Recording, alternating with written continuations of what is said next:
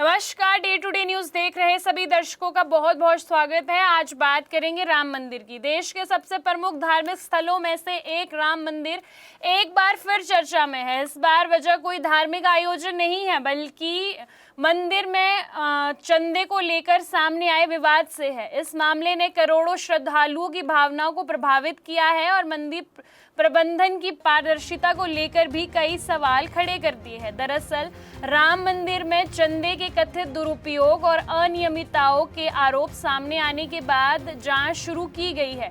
मामले की गंभीरता को देखते हुए एसआईटी का गठन किया गया। पुलिस ने एफआईआर भी दर्ज की और जांच आगे चलाई है। इसी बीच ट्रस्ट से जुड़े 2 प्रमुख लोगों ने अपने पद से इस्तीफा भी दे दिया है। हालांकि अभी जांच जारी है और ये साफ नहीं हुआ है कि आखिर गड़बड़ी कैसे हुई और इसके लिए जिम्मेदार कौन है। अंतिम निष्कर्ष जांच पूरी होने के बाद ही सामने आएगा, लेकिन इस पूरे घटनाक्रम ने देश भर के सामने राम भक्तों के मन में कई सवाल खड़े कर दिए हैं। इस मुद्दे पर विश्व हिंदू परिषद के अंतर्राष्ट्रीय कार्याध्यक्ष आलोक कुमार ने भी प्रतिक्रिया दी। उन्होंने कहा कि इस घटना से राम भक्त आहत हुए हैं। अगर किसी ने गलत किया है तो उसे सजा मिलनी चाहिए। उन्होंने ये भी कहा कि दोषियों को दंड दिलाना और श्रद्धालुओं का विश्वास दोबारा कायम करना बहुत जरूरी है। राजनीतिक और सामाजिक विशेषज्ञों का मानना है कि ये मामला सिर्फ आर्थिक अनियमितता तक सीमित नहीं है। इससे मंदिरों के प्रबंध, जवाबदेही और पारदर्शिता को लेकर भी नई बहस शुरू कर दी है। कई विशेषज्ञों का मानना है कि देश के बड़े धार्मिक संस्थानों में वित्तीय व्यवस्था और निगरानी को और मजबूत करने की बहुत ज़रूरत है। इस बीच सबसे बड़ा सवाल ये भी उठ रहा है कि क्या भविष्य में राम मंदिर के प्रशासनिक प्रबंध में कोई बदलाव किया जाएगा? क्या सरकार या प्रशासन की भूमिका बढ़ सकती है? फिलहाल इस पर कोई आधिकारिक फैसला सामने नहीं आया है, लेकिन इस मुद्दे पर चर्चा लगातार की जा रही है। विशेषज्ञ ये भी मानते हैं कि अगर जांच में किसी तरह की गड़बड़ी साबित होती है तो इसका असर सिर्फ ट्रस्ट तक सीमित नहीं रहेगा, बल्कि करोड़ों श्रद्धालुओं के विश्वास पर भी इसका असर पड़ सकता है। इसीलिए ये ज़रूरी है कि जांच निष्पक्ष, पारदर्शिता और जल्द से पूरी की जाए ताकि सच्चाई सबके सामने आ सके।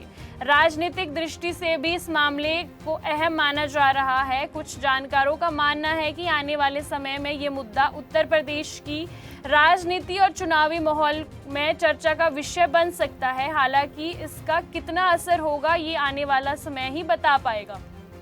फिलहाल सबकी नज़र और सबसे महत्वपूर्ण बात यह है कि जांच जारी है और अभी किसी भी व्यक्ति की अंतिम जिम्मेदारी तय नहीं हुई है। ऐसे में सभी की नज़र अब जांच एजेंसियों की रिपोर्ट पर टिकी है।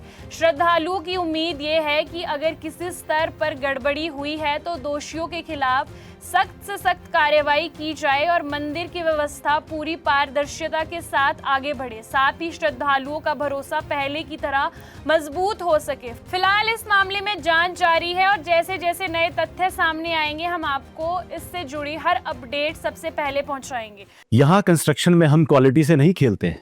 यहाँ पे कंस्ट्रक्शन फील्ड से नहीं, प्रिसीजन से हो रही है। तो genesis Heights project RERA approved है, एसबीआई अप्रूव्ड है, कंस्ट्रक्शन फुल स्विंग पे है। दैट मीन्स आपकी इन्वेस्टमेंट 100% सेफ है। तो चंडीगढ़ यहाँ से मात्र 4 मिनट, एयरपोर्ट 10 मिनट की दूरी पे, Decathlon, DMart, KFC, McD, everything within 2 minutes.